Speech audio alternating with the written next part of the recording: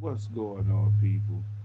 CP3, live from the lab, Sports on the Hill podcast, True Radio Network.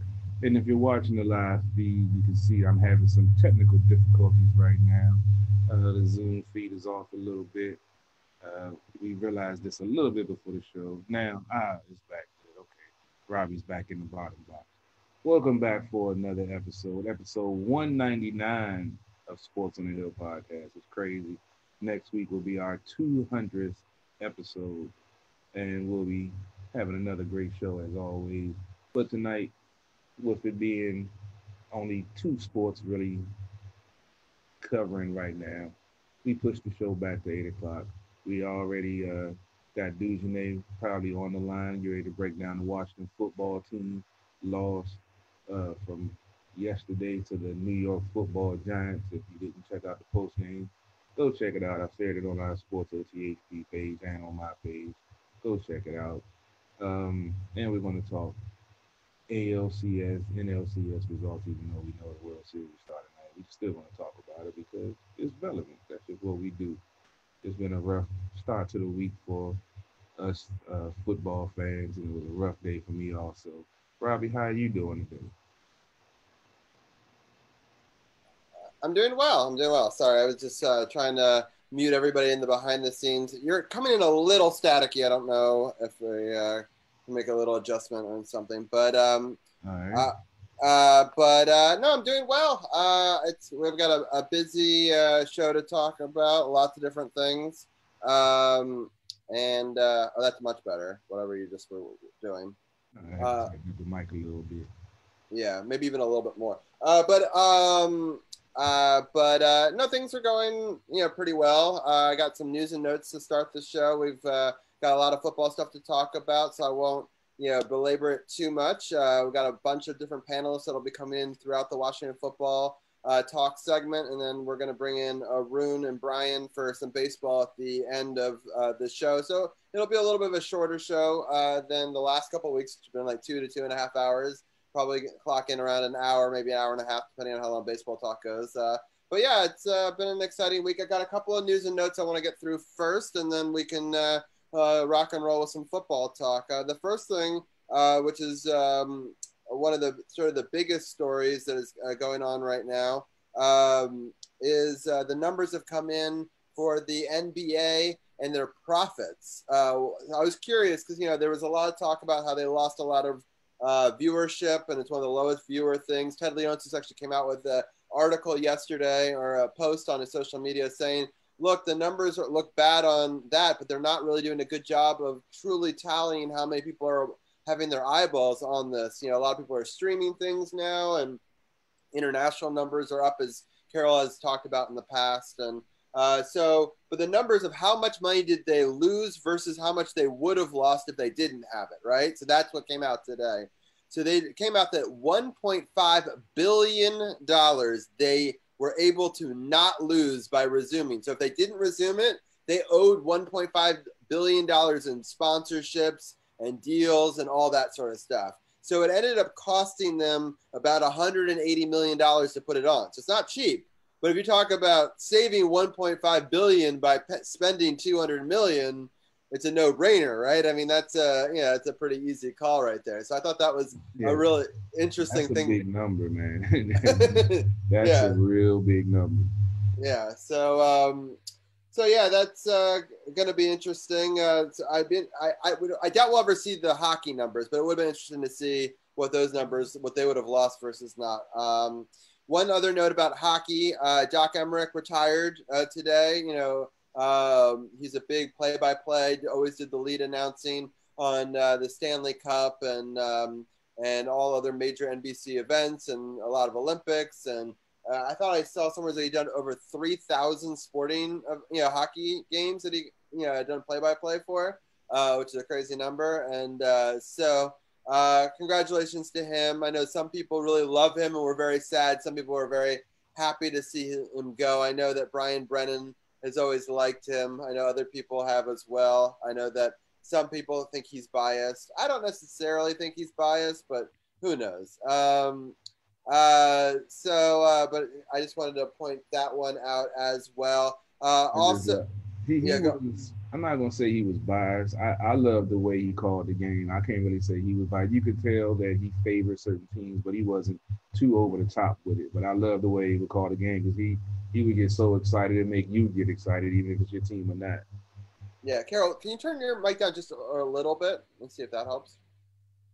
I'm trying to figure out why I'm getting Yeah, before the show. Got a little yeah, gremlin in here, so. yeah. And now it sounds like we're making music, so we gotta let the wumps going. All right. Well, anyway, we're trying to figure that. That does sound a little bit better. So, anyway, sorry about some of the technical difficulties early on, but anyway, those were the major things. Other quick note was Van Riemsdyk, who we had just signed. I was curious why he signed with us over a bunch of other teams.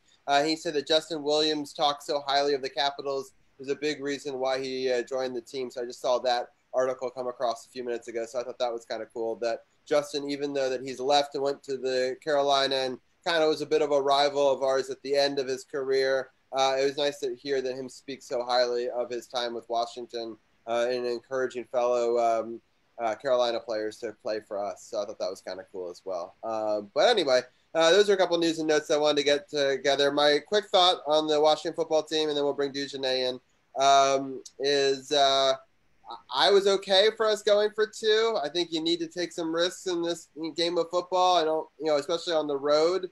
I don't love the play call that they did. I think that they could have designed something a little bit better than that. But I overall, I thought I saw some improvement with the team. And I know that it doesn't happen on the scoreboard. And I know that fumble and I know that interception cost us. And I know people are like, oh, he's not as good. Haskins and him are about equal or whatever. And I know there's talk of QBR ratings. I don't know how much stock different people put into that. But I know that he has a higher QBR rating than any of the Haskins ones. But overall, I thought the team played better under him. If he kind of gets some of those turnovers right, I think it's a better result. I'm not blown. I mean, at the time, I was obviously upset when we didn't make the 2-point conversion. But as a fan, that's understandable. But overall, I think that the football team played decent game, and there's still a lot of growing that has to happen in this new system. And I just continue to caution our fan base to have some patience. I know it's really hard. I know you want to fire everybody, and I know that you at this point either want to see Alex Smith or Dwayne Haskins back. But I still would love to give at least one more game and see what happens with our current quarterback situation. But those are a couple of my thoughts. But overall, I wasn't so upset. And I'll give one quick shout out because I know Tim won't be on the show. But I got to watch the Ravens with Tim, and that was a crazy ending of a football game. Another chance of a 2-point conversion at the end of a game. But I was happy that Baltimore was able to at least come away with the victory. But with that, I will invite Dugenais to come back in, and we can start off with a conversation, and then in a moment we can bring in some other guests as well. No doubt, no doubt. What's going on, Dugenais? How you doing tonight, bro? Doing good, man. I'm doing good. How about you? It's been a crazy start to the week, man. And it started with yesterday's game, but going to keep pushing forward. We're going to keep doing what we do because we don't have no choice for real, for real. We didn't. Normally I would have talked to you after the game, but I had another show after I did the post game, so I have no idea what your thoughts are. So I'm very anxious to hear your breakdown. I'm gonna give mine because I don't know if you checked out my post game last night, but I'm anxious to hear what you have to say, especially after some of the thoughts you put out there last week. That was very interesting. One of the best Washington football team talks we've had in a while. But I'm going to piggyback on some of what Robbie said that I did see progress with the offense. I did see some better play calls to get some type of flow. I didn't see enough running. We did see McClissick making some plays in the short passing game. You saw Gibson, making a couple of plays, but they weren't consistent enough in the run game. I feel still with Scott Turner. He still has some Jay Gruden in him or something. I don't know. But I was actually more upset at the defense and our run defense. I don't understand why the linebackers aren't staying gap disciplined and staying in their assignments. I know they're trying to make plays and make things happen, which I get. But in Jack Del Rio's system, you can't do that because it's all about gap assignment, being where you're supposed to be, and filling the holes and filling the gaps so everybody else can do their job the way they're supposed to. And we've seen this week in and week out, and they haven't seen improve. The pass defense has been, above average, which everyone was questioning about. But the front seven hasn't been doing their job on the defensive side. And when it comes to the pressure, also, we've had 2 games back to back where they've had a total of 3 sacks. We got a taste of the 8 sacks in week one, but we haven't seen anything near that performance since then. Granted, they've been playing from behind a lot. Teams been running the ball and are able to dig deeper in their playbook and make it harder for them to rush the passer. But we need to see that domination from the beginning of the game, just like we need to see it from the offense, which has been, one of the issues with this team for a while, not just this season. But with the 2-point conversion, I had no problem with it. I understand him going for the win. He's done it before. There was no surprising. I mean, after they scored a touchdown and I saw him put 2 fingers up, I was like, nah, he didn't put 2 fingers up. He didn't put 2-point conversion. And then I saw the offense stay on. And I said, yeah, he put 2 fingers up. They're going for the 2-point conversion for the win. And I was already thinking, like, if they don't get it, the fan base is going to go crazy. And as soon as and then like Robbie said, the play call, I definitely didn't agree with. But I don't know if you saw, I'm going to ask you after I finish, did you see the running back coming across the middle when the linebacker pushed him down? That's where Allen was running back to the middle of the pocket to hit him, but they didn't call it. I don't know if you saw that. I went back and looked at it. I saw it, and I feel like that's what his mindset that he was going to try to cut back in, throw it to the running back, get the 2 points, and everything be all good. But he got trapped outside with Peppers, and we saw what happened. But I'm anxious to hear your take, Dujane. What did you take away from this game, and what did you think about the 2-point conversion and Kyle Allen's performance yesterday? I'll start on the defense, and it's pretty much the same. I mean, they have shown that they can dominate, but they also shown that they have mental lapses. It's interesting. It's guys that are just simply over pursuing and trying to do too much. I think that's really what it boils down to. You have to stay, gap responsible. And when they do that, you see they bottle guys up. There's not very many running lanes and guys are dancing around and someone is there to make a tackle. And there's some inconsistencies on the back end too. Shazer Everett with another penalty as well that was costly.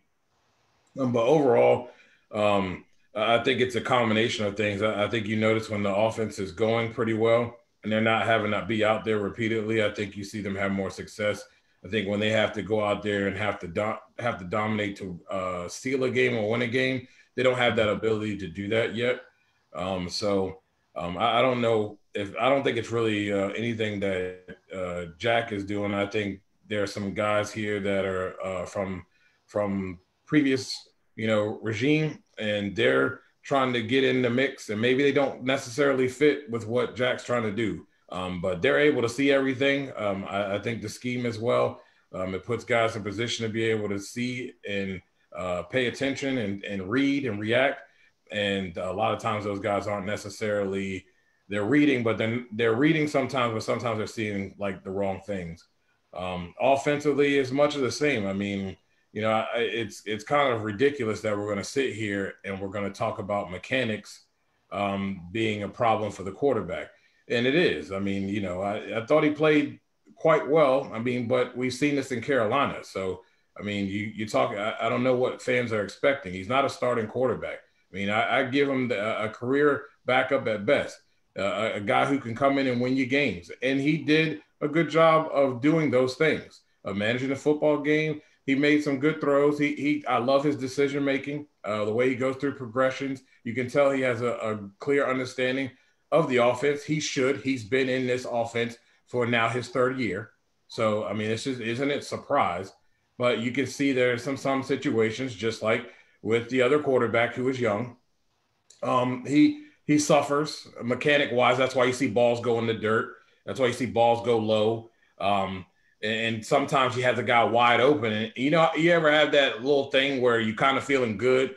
You're out there, you're playing sandlot football, you feeling good throwing the ball. So you think you're going to Brett Favre it and wing it in between two guys, and that joker goes like a duck into the ground. That's basically what he looks like. I mean, it's a mechanic suffering thing. It's not necessarily he's a poor thrower. It's just in that moment, he's a little lax in his footwork and how he's trying to, be cutesy and maybe get a little flea flicker type throw, looking kind of Patty Melt Mahomes with the throw, and it just goes into the ground. And he even admitted to the fact that he's made some mistakes. So it's funny to sit here and talk about these things, but it is what it is. And I'm not going to take anything away from the kid. I like the way he balls. He goes and goes after it, makes some plays with his legs when he has to, at least tries anyway. Didn't have a problem with the 2-point conversion. I knew people were going to have a problem with it as soon as the offense stayed out there. Again, I'm sorry, but this fan base is just starting to look for anything to complain about. They want it. So whatever, just continue to waller and whatever you're going to waller in. It is what it is. It's called rebuild, people, but okay. But I don't have a problem with that call. Ron was showing confidence in his guys. He showed confidence several times on the 4th down calls. I think that's a good thing. It's a team building thing. I thought the play call was probably something that I wouldn't have gone to, because I thought that throughout the game, the Giants did an excellent job of snuffing out those type of plays. And in such a confined space, it needed to go perfectly for that to be done well. And I thought that Allen had the line to get to the end zone. Would he have made it? Who knows, right? But it looked from our vantage point and from the vantage point of the coach's film that he had an opportunity to get in. He decided to second guess that. But I also would go with what Carol said. There was another outlet. That's the thing. That's the thing that I think a lot of people like better when it comes to him as the quarterback, is that he knew where to go with what the next read was. The outside check down. Yeah, it was closed. He looked for the next read. It was closed, but it was closed because his man was laying on it. So he had no choice. And then by the time he thought about making the next move, they had already sealed him off. There was no way he was getting to the end zone. So he had to do something with the ball. It was a gutsy call. It's team building, and I thought that there was a lot of positive things you could take away from the game. The offensive line was more consistent. There was just a lot of things you could take away that you saw improvement. But as far as the quarterback position, I still stand the same way. Why are we sitting here talking about mechanics with a third-year quarterback when you got a first-round quarterback that you need to allow play so that you can find out at the end of the year if you need to go draft another one? But, hey, I'm just a reporter, not a coach. Real quickly, I have a quick question for Dujanet. So with everything you saw today, yesterday, who do you play against the Cowboys? Do you go with the quarterback that's kind of gotten warmed up and had a couple of games in the system? Do you go back to Dwayne Haskins now that maybe, quote-unquote, the division a little further out of reach than it was 2 weeks ago? Do you go with Alex Smith to see what he's got? If he's just got some of that luck and some of the, why not try something crazy and new? Because a lot of fans seem to want to see what he can do. What if I know that you're not the coach, but in this sort of circumstance, what would you do? I would have left Dwayne out there because he needs to work. Again, I'm 100% heck bent on the fact that it is up to coaches to coach up a guy. We know what we're dealing with here and what everyone was up against. Every team in this league was up against without having any kind of preseason, the way they had to get these guys up to speed. This team is probably the worst team in the fact that they had so much turnover and then had to go play a game with 2 weeks of training camp and no preseason games. So you stick with this guy because at the end of the day, this organization spent the first round pick on him. You have to figure out whether he's your guy or not and whether he can get it done. But you have to put him in position to do well. I mean, he's the only guy who's won a game with this football team. Let's be real here. We were all praising him about the leadership that he showed in his locker room. And now all of a sudden the guy can't hit a broadside of a barn. Okay. Well, I'm going to tell you right now, it's up to the coaches. And I've always said, if you got 50 plays and a guy can only do 25, I guess you better run them 25 plays then, huh? Because it's going to be about the pass, right?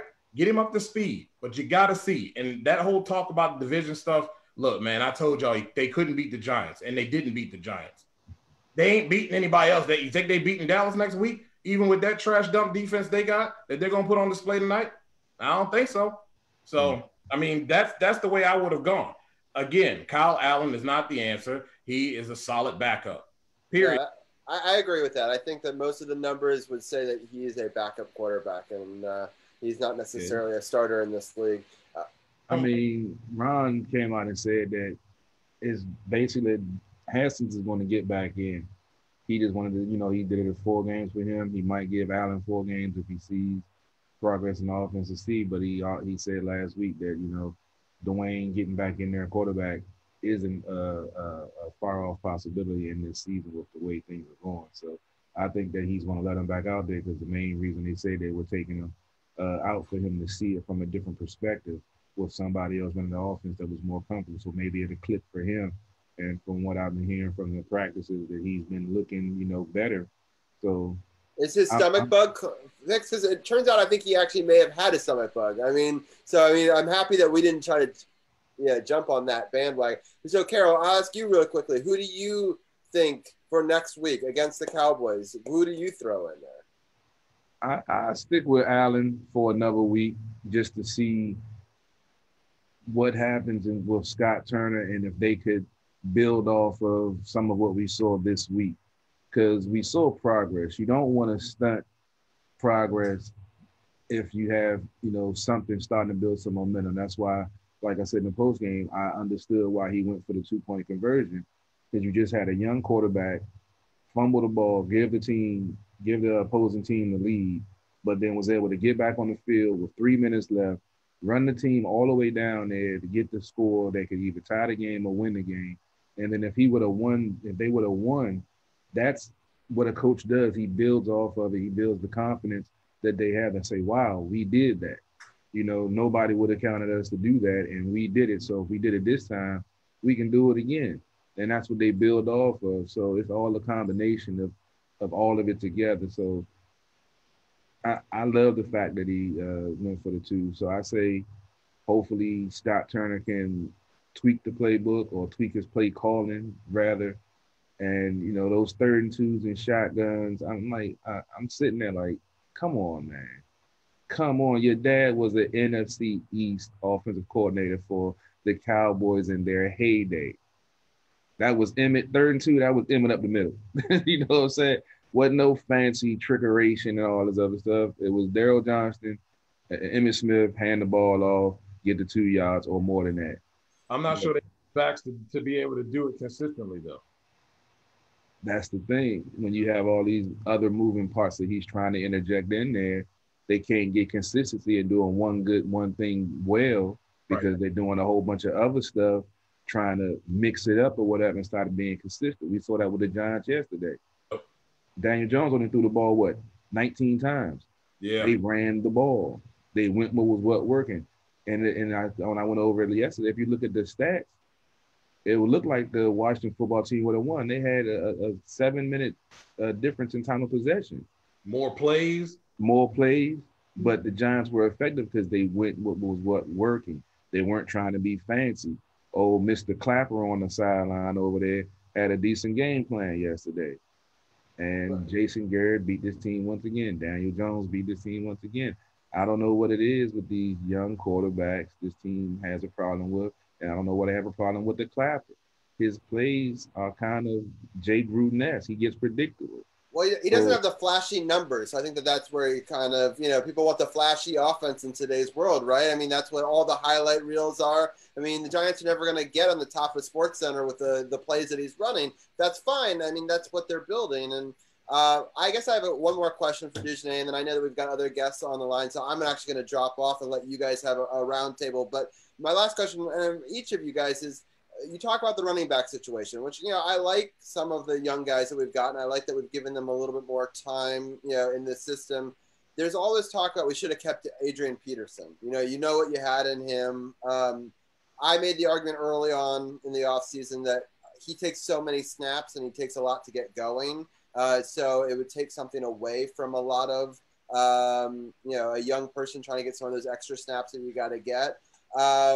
Dujane, what are some of your thoughts? Do you think they should have kept the veteran in there, or do you think this is the right thing to try to show growth in the future? I like Bryce Love, and Bryce Love isn't there, and I think he's the guy that has the ability to be strong between the tackles. The thing that I'm seeing from uh, Antonio Gibson's Memphis tape, even watching him at the Senior Bowl and what they're trying to do with him here in Washington, though, if they when he does the things that when they do the things that he did well in Memphis, you see him hit and make and knock off big games. In between the tackles is not there for him yet. It's a little bit of him knowing when to hit that hole, how to hit it, and it's the fact that if that was Dallas's offensive line up front, and when it's very consistent and they're able to run the ball, he's likely to be able to break that off. He's not going to generate that particular hole by himself yet. He doesn't understand how to do that just yet. That doesn't mean that he's not capable, just not right now.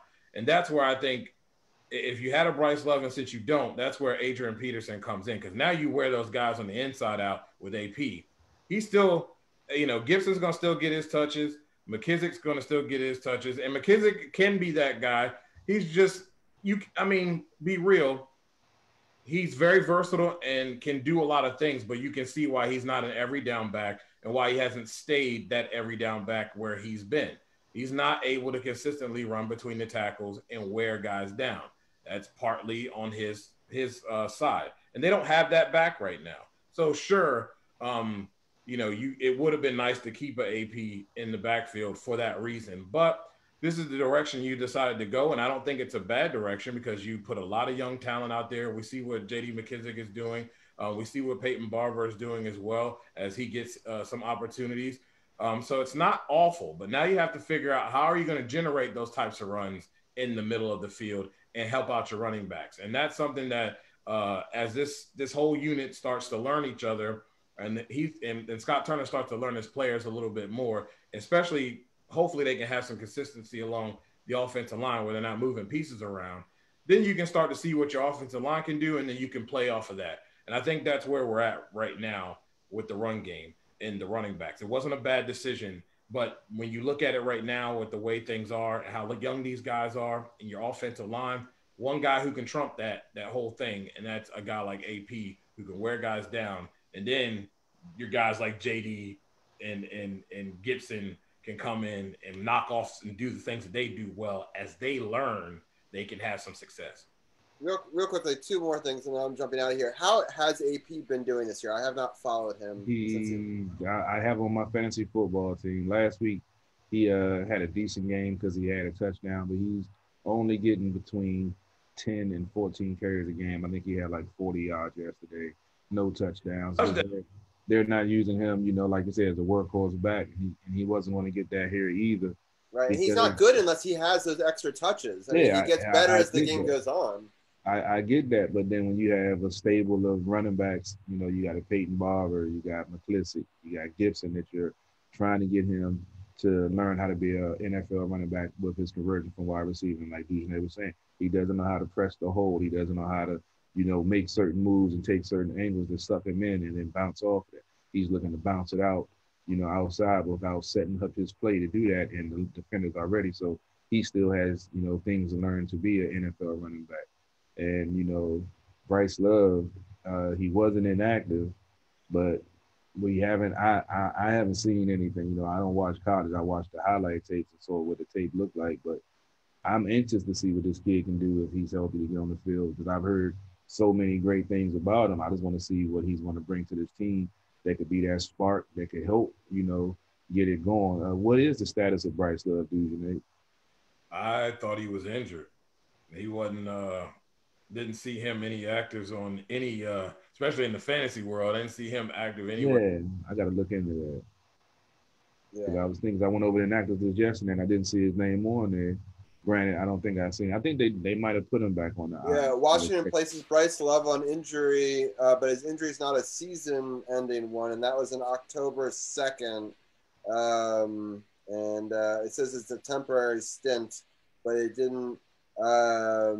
Trying to meet it on a post-practice Zoom that running back's injury shouldn't be season-ending. So I think it's about the knee, which is unfortunate. So he's going to be sidelined for 3 weeks, and that was back on October 2nd. So maybe he comes back this week. But Yeah, you got to be at least 3 weeks on the IR before you can get back active. So maybe we'll see him. Hopefully he's healthy because, like I said, I'm anxious to see what he can do because I have no idea, but I hear so many great things. And the play calling, I think, plays a key into it. They have to get more consistent. We saw more of a flow yesterday. We saw them mixing it up, run throwing the ball out to the running back out the flat, stretching it a little bit with Logan Thomas, I'm sorry, and Terry. He didn't have a big game, but he had some, nice plays that helped move the chains. And then Inman, he had about 4 or 5 crucial third down conversion catches that for a guy that I really didn't know anything about, he's come up with some clutch catches when he's been in there. Unfortunately, it hasn't translated to victories, but it's like you said, I wouldn't, stop the progress to see what we saw from this week.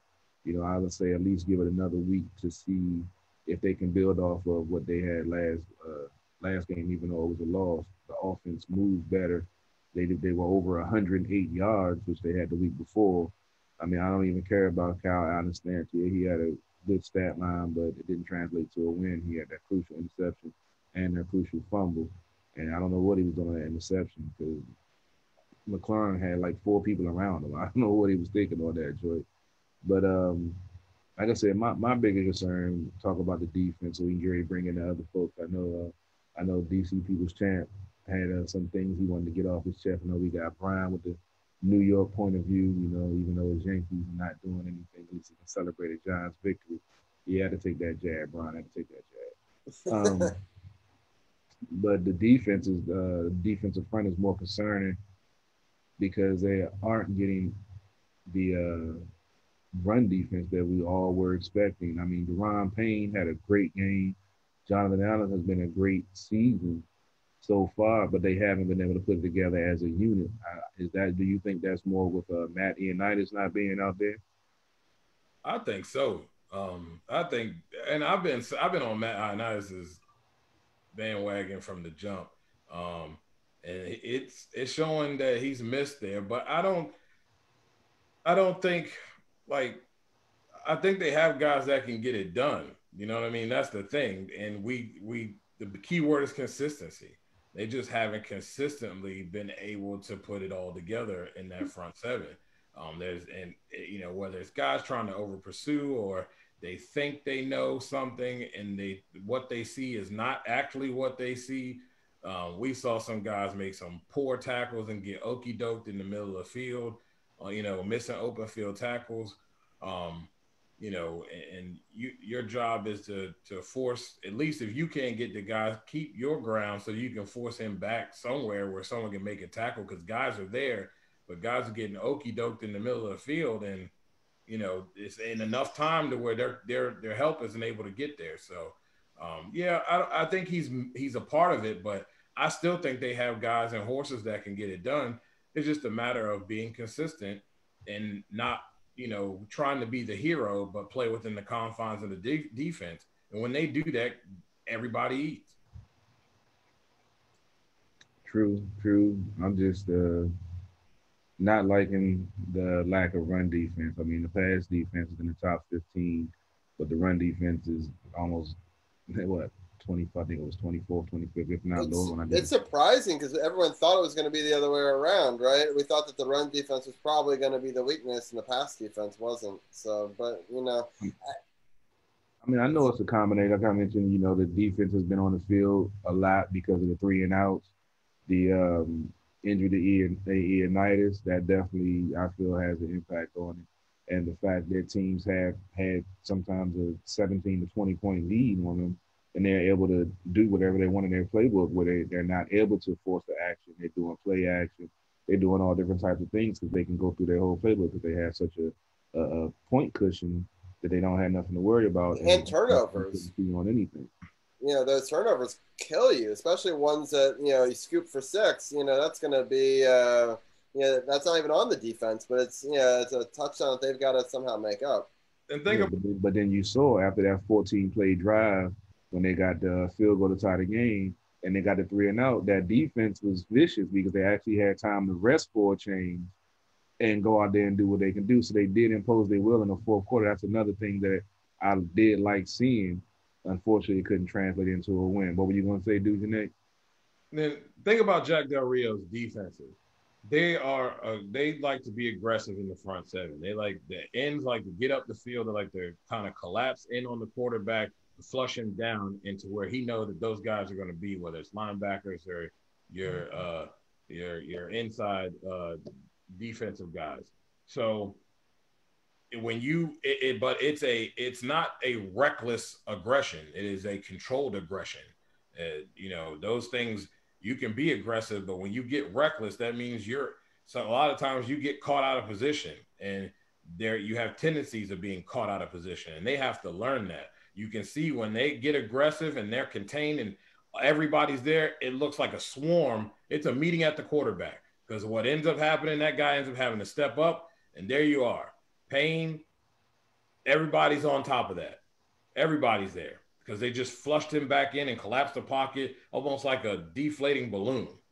But when you get too aggressive on the ends, when you get too aggressive in the middle, and you get over aggressive, guy steps right up in the pocket, boom. He's either going to break it for 10 or he's going to have time to find this guy underneath for another big play, because it just – linebackers get over aggressive. When the front gets over aggressive, it's a steamrolling effect, and you put pressure on the secondary and make them look bad. So it just have to be more controlled.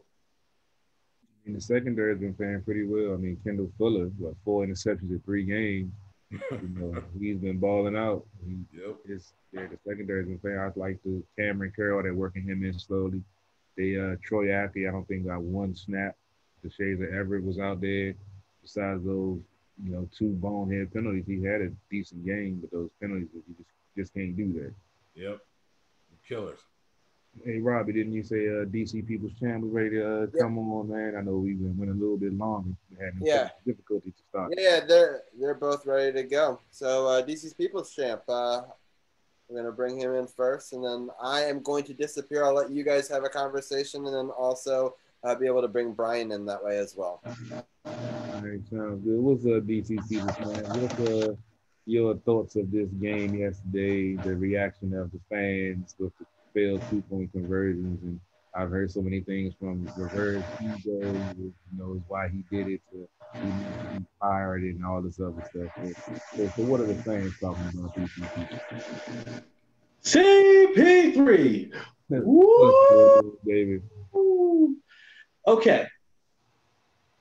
All I hear from the fans is the exact same thing that you just said. Oh, it's Ron Rivera's ego. They should have taken the extra point to go to overtime, X, Y, and Z. I personally, like I said, of course, I was upset that they went for it because they didn't get it. But after I let it lay, I was like, you know what? Herm Edwards said something very profound when he was the head coach of the Jets. You play to win the game. Because here's the thing. If you go out there and you kick the extra point, guess what? It's not like it's on the 2-yard line where it's a chip shot. There's no guarantee Dustin Hopkins makes that extra point. Guess what? What are you going to do then?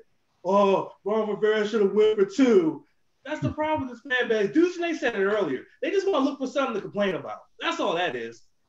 And listen, they're trying to win games. They had an opportunity to win a game that looked like it may have been out of reach. So why not do it? Why not go for it?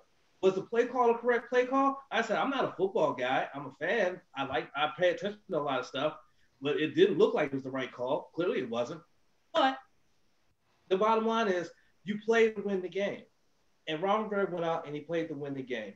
And that's where I sit right there. I'm glad he went for it. I really am glad, because that shows me that we have a coach that has a set of you-know-whats, that when it's that time, he's going to make the choice to go and win the game, not sit there and hide. He's going to go out and he's going to win the game. No doubt. Really calling Riverboat Ron for a reason, man. He takes that gamble. And we saw that, it's the 4th downs there. They were 2 for 2. I think they're, 7 for 9 for the season on 4th down. So, I mean, it just, like I said, the play calling definitely goes into that. And Scott Turner's still, he's still young. This is his first official offensive coordinator position. Granted, he called plays last year, but this is the first time where He's making the game plan. He's calling the plays. He's setting the schemes up, and he's the strategy behind it. Granted, I think he needs a little help in those areas, but he has to learn. That's the only way he is going to learn. That's why Sean McVay is the coordinator he is out in LA. He had time to learn, figure out his style, and now they have one of the most potent, diverse offenses in the NFL. So I mean, we got to give him time to develop, just like the players to develop. Coaches have to develop also. I've said that over and over again, especially for a young coach. So, I mean, I got a question, CP3. Say that again. I got a question. I got a What's question up? for you. Okay. Again, this is coming from a fan's perspective. When Haskins went out and had an average game, people wanted him benched. Kyle Allen goes out and, in my opinion, had an average game. In my opinion. Yet it's crickets. They're using the stats to excuse him. What's that? What's that all about? I wasn't even going to bring stats into it because no matter how good his stat line looked, he still had that costly fumble. That's ball security. That's fundamentals. You're in the fray. I can't remember if it was second or third down, but it was a down that they were going to be blitzing. They're going to be coming. You got to secure that ball, especially at that point in the game when it's a tie game with less than 5 minutes and you're driving down to take the potential game, leading score, to run the clock down. So, I mean, I've always said Haskins needed more time to learn the offense because there's no preseason, no OTA. Rivera said, he gave him 4 games. He didn't like what he saw. He think he needs to work on some things that can be worked on the sideline. And then, like I said, he never said he was permanently going to be benched for the whole season. I don't know why folks assume that, but he never said that once. So, I mean, I feel like he will get back in the game and that he's, hopefully he's going to learn from being on the sideline, seeing from a different perspective, and hopefully, something to click, and, he'll work on his mechanics while he isn't playing, that what he should be doing, hopefully, because it's all about muscle memory. It's all about doing it repetitively over and over consistently. That's what hopefully he's working on with not being a starter right now. That's how he improves himself. That's how he becomes that NFL quarterback, by working on the small things, the little things, the details. That's what makes you a top quarterback, not the flash or going for the big throw and the big arm and trying to fit into a tight window. That's cool, but you can only do that when you have the fundamentals down, and that's what he has to get. And I'm hoping this time he will get that, and when and if, I'm trusting Rivera, like I said, when he gets back in the game, hopefully we see some improvement. Kyle Allen's stat line reminds me of the old saying, looks can be deceiving. That's all I got. Man, I mean, he managed the game. He didn't have too many stupid mistakes, but he still had stupid mistakes. And like Dujan said, he's still young. But that's what hopefully leaves the door open for Haskins to get back in there, because he's not like he's lighting it up and the team putting up 30 points now and still in the loss. They're averaging 17 points a game. They got 19, so it is what it is. What about you, Dujan? You know how I feel about the whole thing. I'm just a believer that it's important to find out what you have in a guy, because we all know quarterbacks kill coaches. That's really what it all boils down to. And hopefully, but especially with ownership, you turn the corner with that, and he's going to have his allotted time. But in a draft that has potentially quarterbacks that can help your franchise and be franchise quarterbacks, you definitely want to find that out now, because you want to know how you're going to spend your picks. Like I said, I just don't understand. I understand you wanting to take advantage of a division, I guess. I don't know how. You can see that offensively you have the ability to do that. I guess you have to give them a allotted amount of time. But like I said, I just think it's silly to sit here and yet we're talking about quarterbacks with mechanics problems.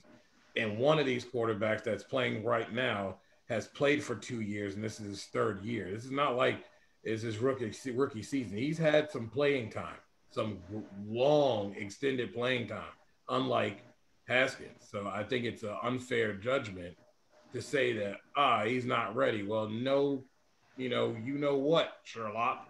We know that Haskins isn't ready, but it's his job to get him ready. And you said that you wanted to go with him and was willing to go with this, knowing that he was going to have basically a bad start because of all the setbacks. You were willing to go with that. So then coach him up and get him out there and let him play through it and work through it. But this is the route we're in. So with that, real quick, not to cut you off, DJ, I looked up where that fumble happened that Carol mentioned earlier. It was a 3rd and 9 on the Giants 45 with 3 minutes and 41 seconds left in the game. It was that fumble recovery that was returned for a touchdown, 43 yards. Yeah, yes. You can't do that. But I know we got Brian B., the Giants fan, in the wings waiting. Brian, go ahead and turn your camera on. We're going to bring you in so you can enjoy the first victory of the New York Giants season, give you something to root for. What's going on, Brian? We know we got you coming up for some baseball coverage in a little while. So how do you feel about your New York football Giants earning their first win by stopping that 2-point conversion to prevail for their first victory of the 2020 season? I mean, it feels good to get a win. I mean, I guess somebody had to win this game between Washington. I mean, just ugly football game. And I'm not really surprised the Giants got the game-winning touchdown. I mean, what held up is the game-winning touchdown the way they did on the fumble recovery. I want to give a shout-out to Tay Crowder, the guy who returned that fumble recovery, the 43 yards like Champ just mentioned. Because he was Mr. Irrelevant in the draft. He was the last player picked in the NFL draft. So he deserves a lot of credit for that touchdown. It's awesome to see somebody who was picked that low get a big moment like that in a huge game. So shout out to Tay Crowder. I mean, that's just awesome to see. As far as, going for 2 and everything, I actually agree with the decision to go for 2. I thought that was the smart move by Washington and Ron Rivera. I've seen people go both ways on it today. People say it was the right move. People say it was the wrong move. But I personally, even as a Giants fan, would not have been too upset if they had gotten the 2-point conversion and won, because I respect that. I respect the balls on that move.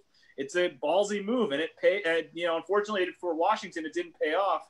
But I respect it. You go for the win in a situation like that. You don't know how many wins you're going to get this season, so you might as well go for the win. So I respect it. I'm happy the Giants held on and won, but, I guess somebody had to win that game. Not the prettiest football game, that's for sure. How did you feel about it when you saw Daniel Jones making that 49-yard run? What were you doing at that moment? Did you spill your beer? Did you knock over? I was a little delayed. I was a little delayed because I was watching on Red Zone, but just an incredible. I mean, Daniel Jones has had his inconsistencies for sure this season, but you kind of mentioned it with Haskins with Washington. The jury's still out on him. Well, the jury's still out on Daniel Jones, I would say, in New York.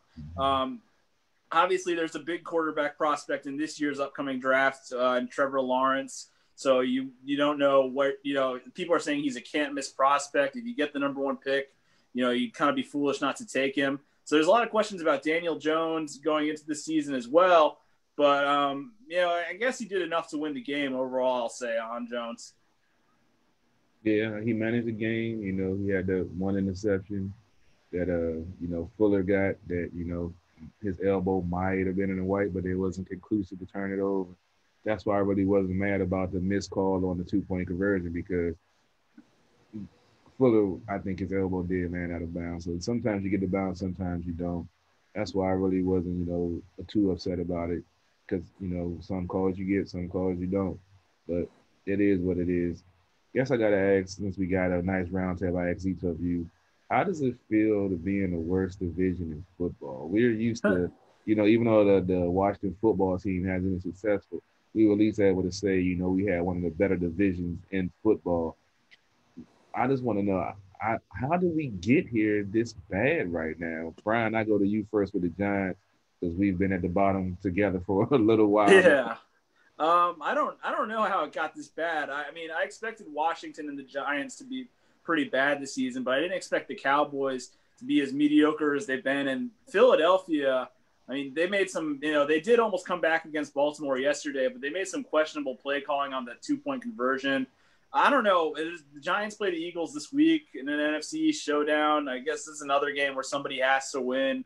I don't know how it's gotten so bad. This used to be the premier division in football. I believe this is the only division in football where every team has won the Super Bowl before. So I don't know how it got so bad so quickly, but man, it's really ugly. I'm watching this Cowboys game right now, and it's just like, if you like punting, this is the game for you. But other than that, it's been awful to watch so far. Tressway been the Washington football team MVP for the last 6 seasons. He's been a great player. He's been an MVP every year in my book. Champ, what do you say, man, about this division right now? This division's been bad for more than just this year. It's been bad for a few years. There have been maybe a couple of years in between where it's shown its normal history of being hard and tough to get through. But for the most part, over the last, I would say, decade, to be honest with you, from a fan's perspective, NFC East has been the NFC least. It really has. I mean, a lot of times a division winner is barely above 500 and gets a rank. It gets a home playoff game and things of that nature. It's been bad. It hasn't been as competitive as it used to be back in the days when I was a young man watching the team with the old name going up against like the Cowboys and the Giants and the Eagles, and then before they expanded, the Phoenix Cardinals. That's how far back I go when it comes to the NFC East. Yeah, trust me, I'm older than I look. But anyway, Cardinals was in the NFC. I never understood that. Yeah, no, I never understood that either. How the Phoenix Cardinals were in the NFC East and they were out west. When they expanded, then it finally made sense. They ended up in the West. But anyway, no, this division hasn't been as good in the last 10 years as it used to be. And if something doesn't change, people are going to start looking at when they have the schedule and the NFC East is on the schedule, they're going to circle that and say, oh, that's a dub. That's a dub. That's a dub. And it never used to be like that. But now that's the way it looks like it's going to be, at least for 3 of the 4 teams in this division. I mean, I can say today, the division hasn't been that good, but it's always at least been one decent team that, could do something. I mean, in the 90s, the NFC East dominated the Super Bowls. So I always say you can't be on top all the time, but that was like almost, 30 years ago. So I'm trying to figure out why is it taking it this long to be this bad where the division leader has 2 wins after 6 weeks. You know what I'm saying? Dujane, what is your thought process? You get to see the league at a wider view than we do. What do you see the difference with the NFC East and some of the other teams you cover in NFC South and West that you've covered before? I think it just boils down to just poor mismanagement. I mean, you look at the Cowboys, for instance, they've probably been the most talented team in the division, and done the least with the most. And you see a combination, everybody's still trying to blame the coach, and, the owner won't take a back seat. Washington, you see all the things going on behind the scenes that, when you don't fully clean the house, those things tend to creep up into other parts of your organization. And that's been along with, playing fantasy football with a football team. There's been various things that have gone on with this team. The Eagles are kind of the same way in the sense that it's really not coaching more than it is, Eagles been making gambles on certain things a lot, whether it's players or whatever. And they ain't really been in a position to where they have guys that are going to step in, like, they act like they're the Patriots. Like they can just cut anybody they want that's a big name and done something for them because they just going to rebound. And they've done that time and time again here. They've also brought back people that honestly, I mean, if it went sour the first time, they always trying to strike lightning to strike in the same place twice. And that hasn't worked for them. And the Giants are the Giants. I mean, it's from top down. It's just, I don't really care for the Mars anyway, but the GM and management organization is just trash. And it's showing up on the football field. They're getting rid of people. They think they can just do what the Patriots do and put people in there, and they just don't have the talent. And they picked a quarterback that probably could have gone in the 2nd or 3rd round in the 1st round. I'll give Jones his credit, though. At least he's improving week to week, but he just doesn't have anybody around him, and that's ownership's fault. So really, it's a lot of management problems here, and there's other teams in this division that need to clean it up a little bit if they want to see the resurgence, because I really do think, even though Washington looks the worst, at the end of the day, they likely will be the first. If between them and the Eagles will be the first two to start to ascend a little bit. I think the Cowboys are always going to be there, but it's a crapshoot. You know what I mean? Depends on which way the sun is setting and the wind's blowing and the clouds are sitting for them to either get 10 wins or 8 wins at this point, you know, until ownership figures out that he just needs to write checks and keep his mouth shut.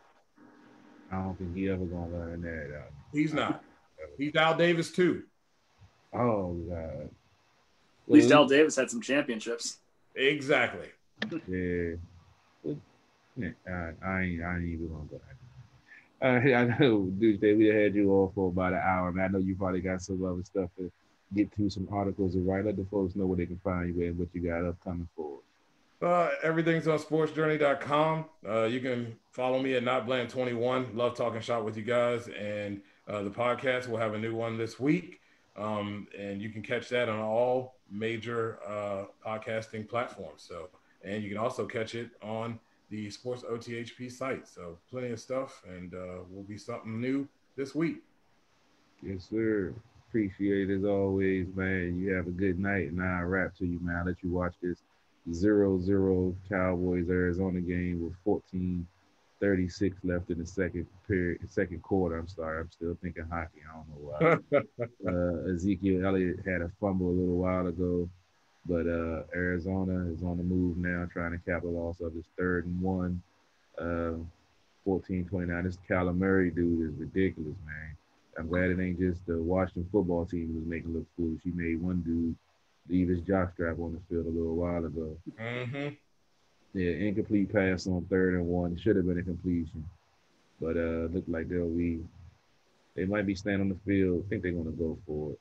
But, dudes, now I'll let you get out of here. I know we got to get the MLB Talk World Series and ALCS, NLCS recap. So I appreciate it as always, man. And we'll definitely talk to you. Yes, sir. All right. Talk to you, brother. Later. All right, see if we get Robbie back up in here. Where you at, Robbie? There you go. That work? There we go. That was another great segment of Washington football talk. I don't know if Champ wanted to stick around for some MLB talk. Well, I haven't paid attention to no baseball this year. right. We'll let him do his shout out, and then we'll bring Arun in for baseball talk. Oh yeah, I forgot we had a room. Yeah. We just forgot about Arun. No, I never forgot about Arun. That was Carol. Carol. He's so quiet. Normally he would have said something by now. He would have came in with an RG3 reference from somewhere. Right. That's Right. true. Well, I'll let Champ say his no spots plug, and then we'll bring Arun in. All right. Well, this week on No Spots, we got 2 pay-per-views to preview this weekend. Impact Bound for Glory, which is their version of their WrestleMania, and WWE Hell in a Cell. Of course, we're going to recap the week, including who won the G1 Climax this past weekend. If you want to know that, we put up the G1 Climax recall podcast on today. That's up on our channel, so make sure you check that out. We got a lot going on here, and also we will be live streaming not only the podcast, but we will be live streaming our reactions to Bound for Glory and Hell in a Cell this weekend.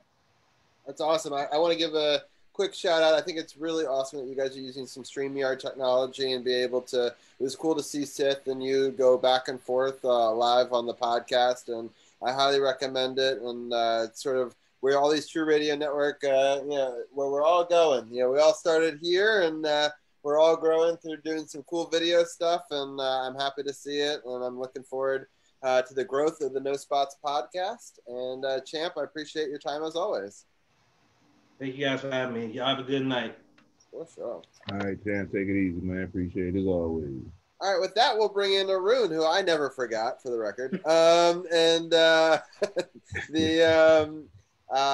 have some good old-fashioned baseball talk. We usually bring him in with the NBA talk, so he's so much earlier. So I understand why Carol is not used to bringing him in after football talk. Yeah, that's true too. I didn't even think about that. There you go. I'm giving you an out. So and by the way, exciting news: the Cowboys just got scored on, and so that's always exciting.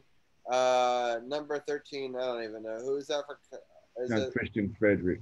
Yeah, I'm not in the real foot. I forgot to mention that I lost by 50 in fantasy football this week. Ooh.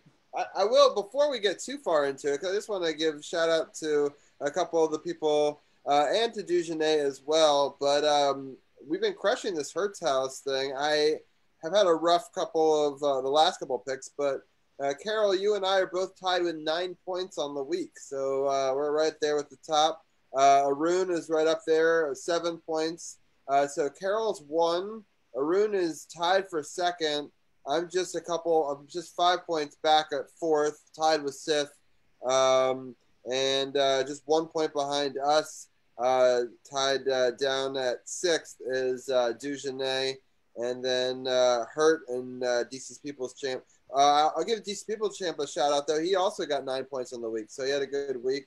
He's trying to climb back in it as well. But it's been fun to do some of these picks against each other. But with all of that, hi, Arun. How are you doing? I hope you had a good week. Oh, I think muted. Wait, nope. We'll see. It doesn't say you're digitally muted. Maybe your mic is muted on your actual headset. Hear me now?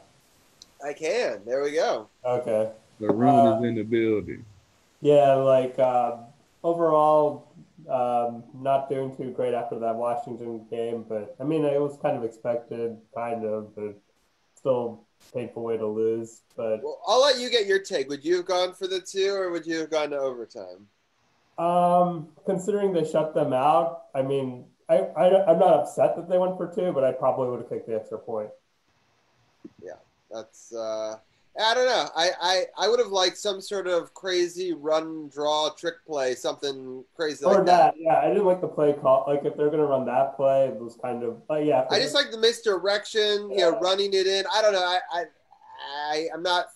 I'm not for throwing it, I guess, in that circumstance. I just, maybe, in certain circumstances, but at least that's not the throw or the passing play I would have done. But maybe you're right, Carol. Maybe the play was completely disrupted by, the tackle of the running back. So who knows what would have happened. But if the running back's out in the flat and he's like, and there's people out there blocking in front of him, that's not the play. I mean, that couldn't happen, So it'll be interesting to see. But all right, let's get into some baseball talk. It's been an interesting week for sure.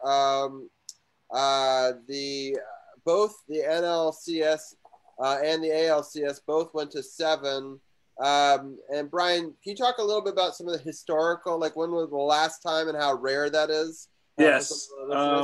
This is the first time that both ALCS and NLCS have gone to Game 7 since 2004, when it was the Yankees and the Red Sox and the Cardinals and the Astros. And the only other time before that it happened was the year before, 2003, which was the Yankees and the Red Sox again, and the Cubs and the Marlins. So it's only happened 3 other times in history. It's pretty crazy to think. I mean, it didn't look like either of these series were heading towards Game 7, but we ended up at Game 7, and ended up with the World Series we got.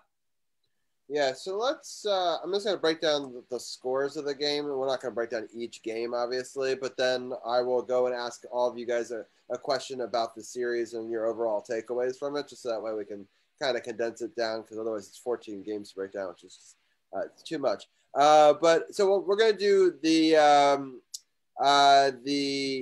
Braves and Dodgers series first, just because we usually talk about the National League. And so the Braves took the first one over the Dodgers 5-1. That was on Monday. Then on Tuesday, the Braves once again beat the Dodgers. That was 8-7. And then Game 3, the Dodgers crushed the Braves. It was a 15-3 game on Wednesday.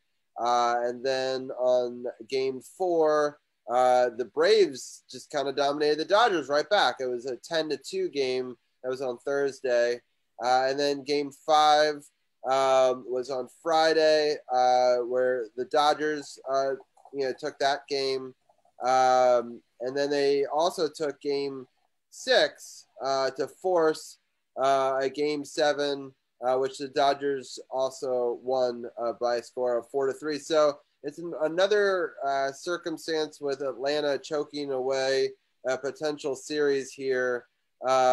Just, kind of a la the Super Bowl, and many times in Atlanta's history have they choked away things that they could have won. I'll start off with Arun. Arun, what are some of your takeaways from this series?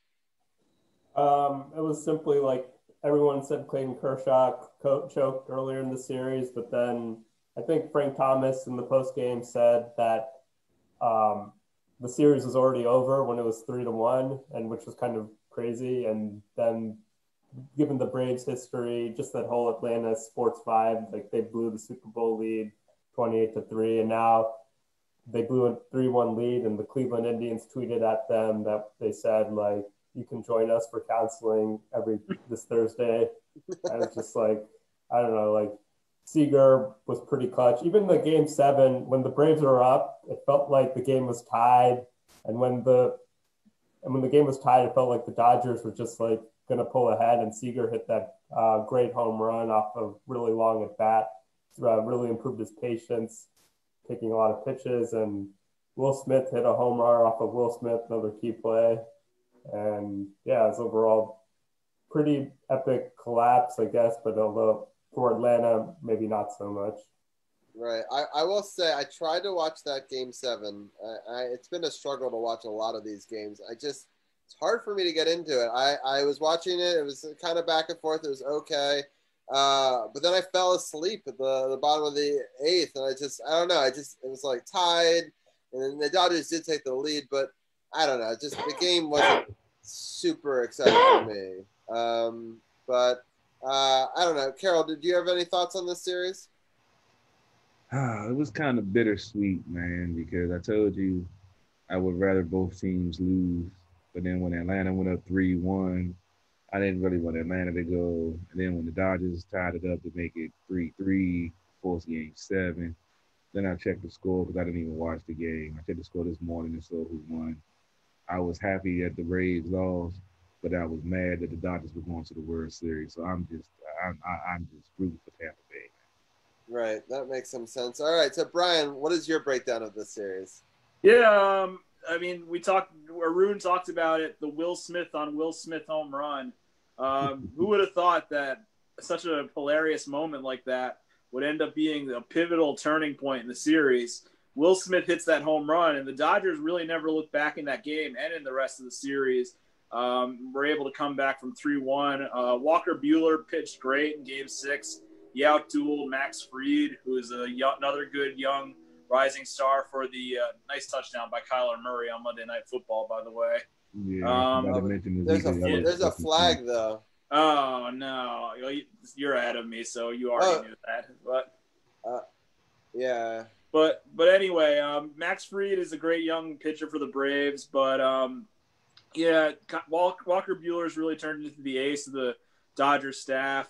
And then game 7, even though Atlanta got out to an early 2-0 lead and then got a 3-2 lead later on, you never really felt like it was safe given their history of choking and given Atlanta as a whole's history of choking with the Falcons and everything. And Arun also mentioned the Bellinger at bat where he hit the home run to give the Dodgers a lead. And I also want to give a shout out to Mookie Betts as well, who I used to hate when he was on the Red Sox. Like, I really could not stand Mookie Betts, but now that he's on the Dodgers, I love watching him play. I mean, he had some incredible defensive plays in this series that absolutely saved the Dodgers.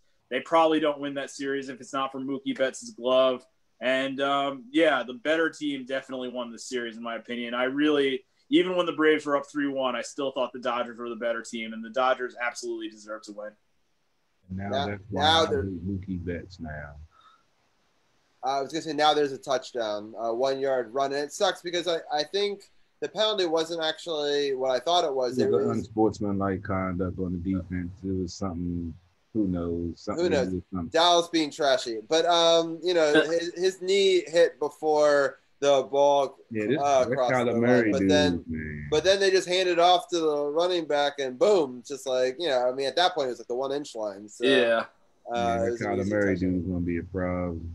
Yeah, so already 14-0. We're not even we're just barely into the second quarter. So hopefully there's just an epic beatdown, like a 50-0 game, because that would. I'm for it. So Both of the scores was off of Ezekiel Elliott's fumbles, and this is his career high in fumbles already. I believe that made number 5 on the season, which is a career high for him. We're only in week 6. So. And they gave him the big contract, right, in the offseason? Yeah, that's normally how it goes. That's why they don't give running backs to get contracts, because once they do, they start doing stuff like that. Got a case of the fumbleitis, right? It's like, but yeah, so that's exciting. But going back to baseball, I just overall, it's hard for me to get into these series just because I don't really like either of these teams, and so Siri wants to talk to us because I said series. Pay attention, but at the same time, I'm kind of excited that the ultimate championship here, we've had 3 kind of COVID championships that are crowned within a short period of time. And so either Tampa Bay will win 2 or LA will win 2. And that's kind of who would have thought that would be like, I guess I would predict it to LA probably over Tampa Bay. That would be, if Tampa Bay is able to win 2 championships here, I think that would be the most surprising for me. But let's talk about this other series. I know these are 2 teams that you hate and you wanted. It's kind of like we talked about the 2 teams Carol wanted to lose, and now we're going to talk about the 2 teams Brian wanted to lose. Yes. Yeah. So let's break down the games real fast, and then we'll talk about it. So game 1. Rays took 2-1 on Sunday, so we talked a little bit about that before. And then on Monday, we talked about the 4-2 victory. So at that point, we kind of were thinking that the Rays would have it easy when we were last on the podcast. It wasn't so easy for them. The next one, they actually did win 5-2, but then it all started to kind of fall apart for them, where on Wednesday, Astros won 4-3. And then they did the same thing the next day. On Thursday, they won 4-3. And then they were able to win on Friday. That one was 7-4. And they forced a game 7. And ultimately, the Rays were able to prevail in that game 4-2. But Brian, 3-0 leads and choking them. What are some of your thoughts on that series and that almost historic collapse there? Yeah, when the series started, as you guys remember, I said I wanted both teams to lose, and I pretty much stood by that for the entire series. But around the time we got to game 6 or so, I started kind of having conflicting feelings because as a Yankee fan, the Yankees are the only team to ever blow a 3-0 lead in a playoff series, and it kind of got me thinking, like, maybe it would be good to no longer be the only team to have that on their resume. And so I started kind of thinking maybe it would be good if the Astros completed the comeback. And then I had to keep reminding myself, this is the Astros we're talking about here, the cheaters. So I had to keep telling myself that. So ultimately I rooted for Tampa Bay to get the series win. And, I got to give credit. The best player on the Rays, without a doubt, this postseason, there's 2 that really stick out. One is Randy Arozarena, who I believe has hit the most home runs by any rookie in the postseason history with 7. He was the ALCS MVP. He's been a great, huge addition. The Cardinals just let him go for virtually nothing, which was very dumb on their part because now he's absolutely killing it for Tampa Bay. He's a huge part of their offense and a huge part of their team. Without him, they don't win that series. And Charlie Morton, the Rays have great starting pitching, but he's technically their number 3 starter. But he's actually one of the most clutch pitchers in recent postseason history. He's the only pitcher to ever win 3 Game 7s in Major League Baseball history. He won 2 in 2017 when he was with the Astros, and now he won another one on Saturday with Tampa Bay. So, like the NLCS, I really believe that the best team won this series.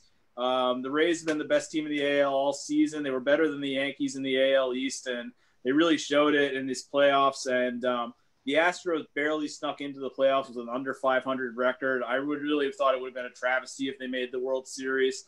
And, this was a great series, really dramatic 7-gamer, and the better team won. Like the NLCS, I think the best team won the ALCS. Carol, something big just happened. I saw your face. So I'm going to go to you and see what just happened in that game. It was just a blitz on Andy Dalton that he didn't see coming, and it was a clean defender, and he held onto the ball. But I've seen the replay now.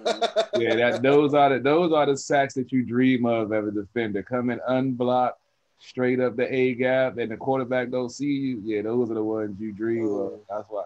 Yeah, I saw that. I was like, ooh, Andy Dalton's gonna feel that one tomorrow. He's gonna feel that one tomorrow. Oh, but turn around and they get a first down on a 2nd and 17 play. What a strike there to Gallup. To try to get some confidence back in that team. But wow, what a crazy pass and a crazy. I'm not too delayed tonight. I'm only a play behind. Yeah, there you go. I'm way behind.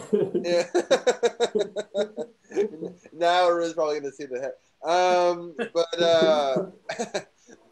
Yeah, it's been interesting. I definitely think that the American League playoff series, championship series, was more interesting than the at least for me. Not for me. Well, yeah, but I mean, I know you hated the teams, but I thought that the games were exciting and close, and not sort of these blowouts back and forth, but they were competitive all the way through. And it's just sort of an interesting storyline because I just thought it was such a blowout in the series when they're up 3-0 and they're like, oh, they extended it one night. That's nice. Oh, they extended it one night. That's nice. And then it happened again. I was like, oh, wow, they could actually do this. Like, it was just kind of a weird thing, but I'm happy with the result. Come all the way back. Yeah, I'm happy with the result. I thought they were too, yeah.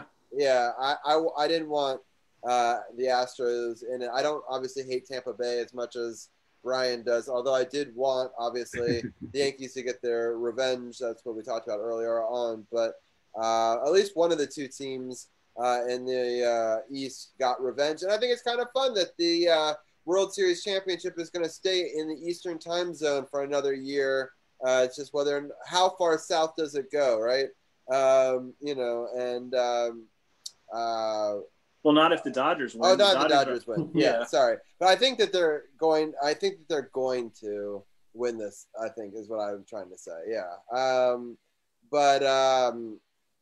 Anyway, so I guess we'll go into some World Series predictions. Well, let me get the schedule out there first, and then I'll get your guys' take on it. Game 1 tomorrow, 8:09.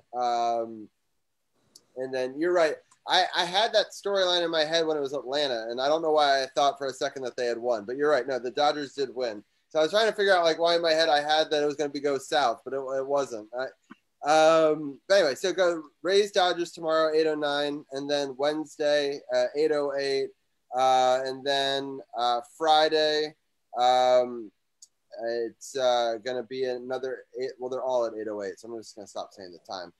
So the Dodgers play the Rays on Friday, then on Saturday, and then on Sunday. So if it's a 4-1 ugly series, we'll recap the series on episode 200.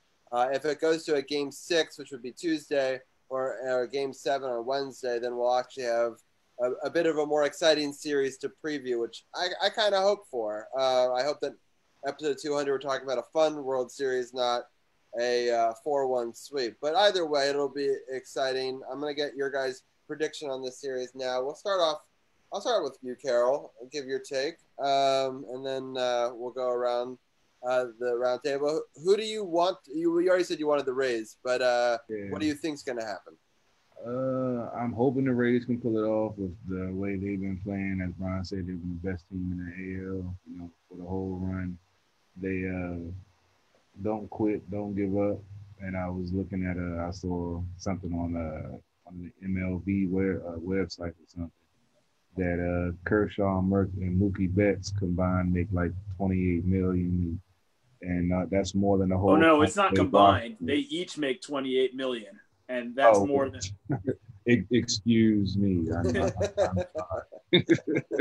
That's crazy that their salary is the same payroll as Tampa Bay. That's wow. But I don't know, the Dodgers, I haven't really watched them closely, but I saw that 15-run game they put up before, Atlanta put 10 up in the next game. But to me, that was a statement game. They didn't, put their head down. They were down 3-1.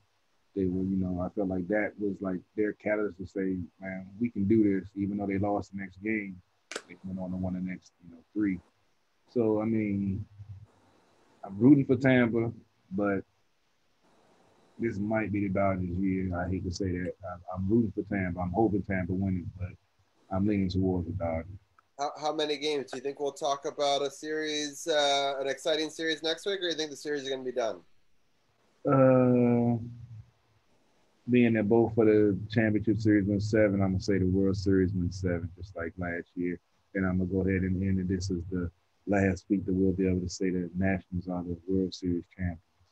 Nice. So it's not the last week. For episode 200, we'll still be the World Series. Yeah, we still have one more week to say it before. Nice. I like it, being the champion still on episode 200. I'm definitely for that. All right, we're gonna go to Arun, and then I'm gonna end with you, Brian. Arun, what are some of your thoughts on this series? Yeah, it's still like, I guess this is the longest year for the Nationals to be champions in some ways because of the pandemic, but I think I'm going to go with the Dodgers in 5 games. I don't know, it might be longer, but it's like, I think Betts he had a great cat. I think they just have like too many weapons, and they've been eliminated 3 years in a row by the eventual champion. 4 years in a row would be kind of crazy, but I'm just going to go with the Dodgers. Their starting pitching is really good. The Braves pitching is also really good. I just don't think they have as many explosive batters as the Dodgers. Interesting. All right. So, Ryan, you're kind of the tiebreaker here, right? Because, Girl went Rays, Arun went Dodgers. What are your thoughts? Yeah, so I am going to pick the Dodgers. I think that they've been knocking on the door for the last couple of years. I mean, they've won their division 8 straight years, and they have no World Series titles to show for it. I think it's the Dodgers' time. Like I said about Mookie, I think he was the missing piece for this team, and the way he's been playing defensively in this postseason has really saved the Dodgers. I think it's their time. I think this is going to be a great series. I have it going 6. But I would not be surprised if it goes 7, because I really feel like we do have the 2 best teams.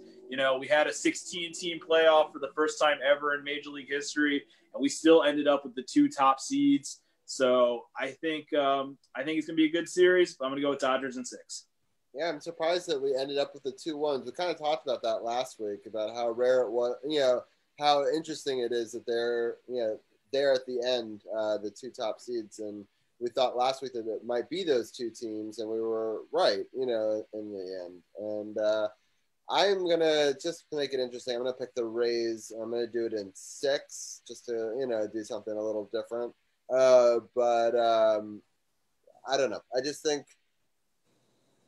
think the American League, it'll be interesting to see, but I wouldn't be surprised in that sort of park down in Texas, if that plays an advantage, and also getting. I think both teams are used to not having the DH this year, but I still think that that's still an advantage for the Rays to have that more of their arsenal, and they've just known how to play with it for longer. I wouldn't be surprised if their designated hitter outshines the Dodgers in this series, but I think it'll be a very close series. Obviously it's going to go to maybe a 6 or 7, but I'm going to pick the Rays, just because I think it's just sort of this year for Tampa. I just don't know why. I just think that it's just this kind of crazy COVID redemption for Florida. Right, exactly. I don't know why. It's like they did all the things wrong, with the championship, and they'll probably get 2 parades, and they'll probably do all the things wrong again. And nobody have a mask on. Yeah, exactly. And props, by the way, to LA. We talked about whether or not they were going to do crazy get-togethers. Like, turns out during our podcast last week, obviously we didn't talk about it, they were kind of like rioting in the streets a little bit, but it wasn't like the team told them to do it. Bobby, we have a scoring update. Oh, nice. Kyler Murray to Christian Kirk for an 80-yard touchdown reception. The Arizona is now up 20-0, going for the extra point now. This Kyler Murray dude is having a coming out party. What a fake, though. And he just sort of like slipped it under and whoop, and then. It was a good play action though. They bit hard, and then it was there's two streak routes, right? So right on the fingertips. That was a perfectly thrown ball. oh my god, oh that's so great. Oh man, there's still 4 minutes more in this first half, so I mean, this is gonna hopefully get ugly quick. I like it. But Glad I cut the Cowboys defense last week. yeah. I don't know, but I feel like this is just gonna make the Cowboys mad when they play us. You know, I feel like this is me getting too excited about this is gonna be backfire somehow against me. But I'll still enjoy it while we can, right? Everybody should enjoy the cellar together. Yeah, overall, I hope that this is an exciting World Series.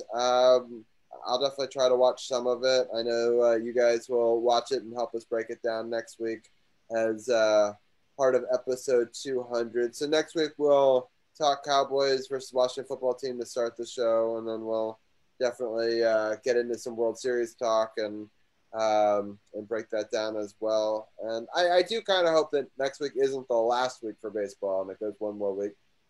Just as we were talking about, it'd be nice because we were knocking on the doorstep of being champions for hockey for episode 100, right? And then to be champions in a different sport for 200 would be kind of cool. And one thing at the end of next week's episode I'm going to bring to the table is I'm going to bring together my top 10 favorite moments and I encourage if any of you guys have your own top 10 and want to think about moments that you guys enjoyed on it to bring those to the table too. But no pressure to anybody. I'll just do my top 10 if nobody else does at the end of next week's show.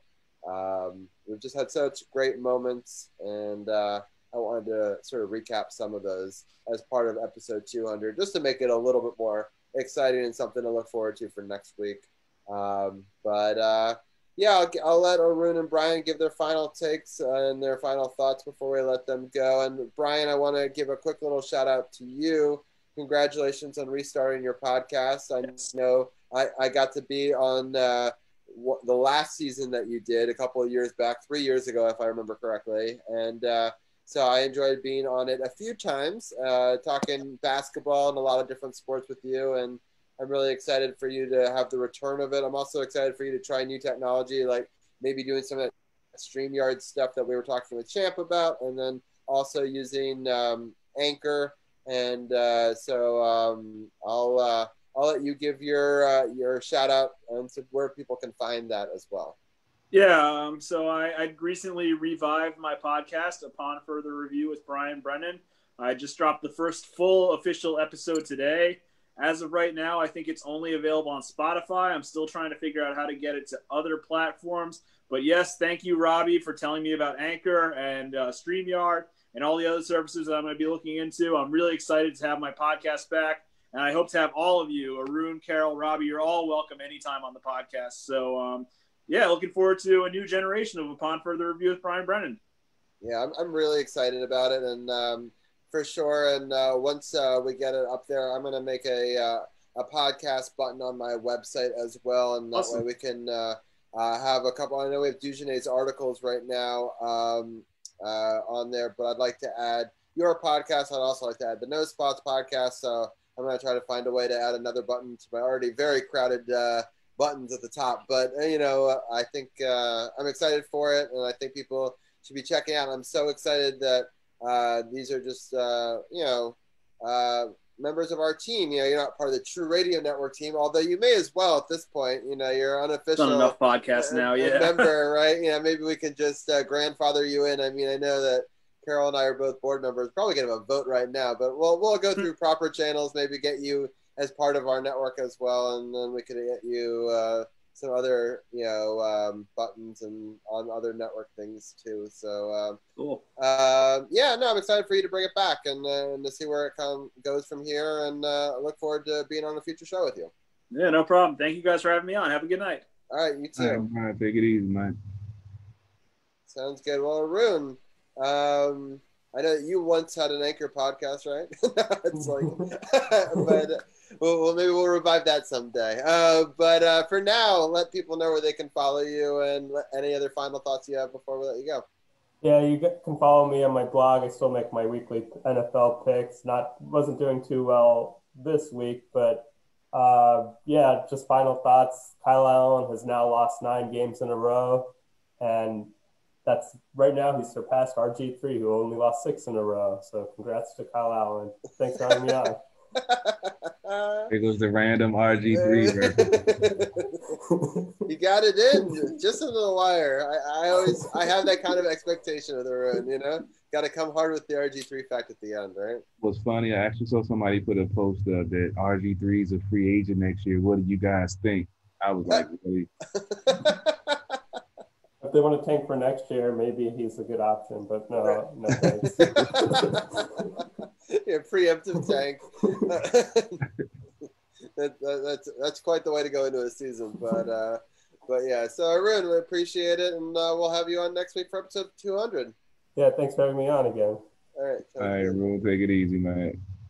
All right, awesome. Sounds good. Well, episode 199 in the books, 1 to go. We're still the World Series champions, at least today, even if next week we don't know if we will be anymore. Shout outs to the District of Champions, Washington Capitals, Mystics, and Nationals. Over the last 2 seasons before this one, we've had champions. I was hoping we'd add another one to that book. It doesn't look like the Washington football team will be able to be that team. But, you know, who knows what the future will bring. You know, season 5 will be a long one.